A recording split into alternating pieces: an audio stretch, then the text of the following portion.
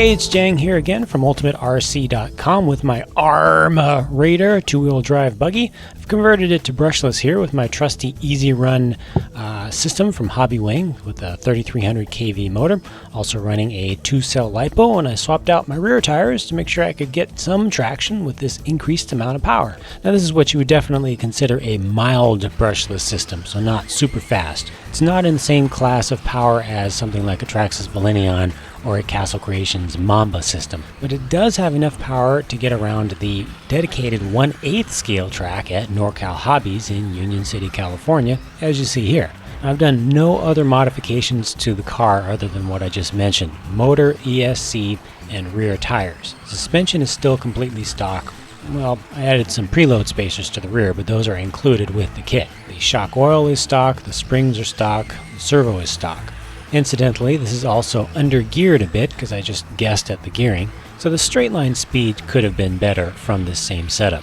Acceleration is mostly traction limited here. It is a little bit on the bumpy side, this track surface, really designed for 8th scale vehicles, and it was also fairly green here, having only been run on for one race weekend, so there's a lot of loose layer around.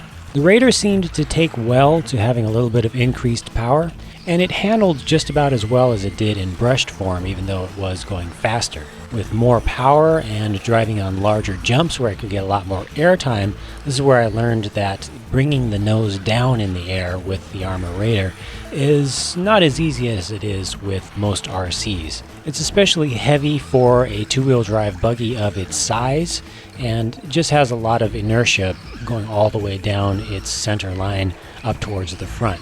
So the mass of the rotating rear tires, especially when you use ones that have more grip, that are actually going to have less rotating mass than the stockers, just isn't able to impart enough force to move that nose up and down in the air like you might want it to.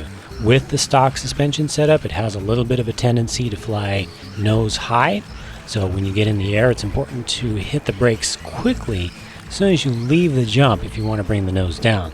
Now, durability wise, I've only run this for 3 packs with this configuration, so that's not enough time by any means to find out what would wear out in the drivetrain from long-term use with a brushless system. And also, like I said, this is a mild brushless system, so it's not going to torture the vehicle as much as some of the more expensive setups would. I did have more than my fair share of crashes and tumbles of all sorts. So far, I still haven't broken anything, but I did have a screw pin in the front A-arm back out all the way, completely just came out of the car. And when I went to put that back in, I noticed that some of my other pins were also backing out. So screw pins, as always, they have a problem of tending to back out in one direction. It would be very useful, very helpful to put a little bit of CA glue on the threads of each of your main suspension pins to help keep them from backing out. Make sure you don't put too much on. You don't want to get it onto the part that actually rotates. You just want it on the threads themselves. But other than that, yeah, nothing's broke so far. I will follow up again with another video where I put in a much faster system just to have something that's a little bit crazy and see how this behaves and how it holds up when you really put some serious power through it. For now, so far, I'm getting happier with this buggy.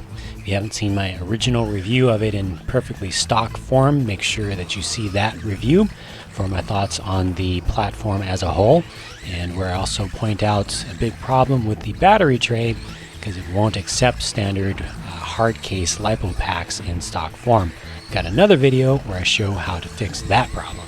And one important thing to keep in mind when you look at this footage is that you are looking at a buggy that is worth about $290 right now when you combine the original $200 price for the Ready to Run plus the price of the brushless combo, even though it is just a $60 brushless combo, then also a set of wheels and another set of tires.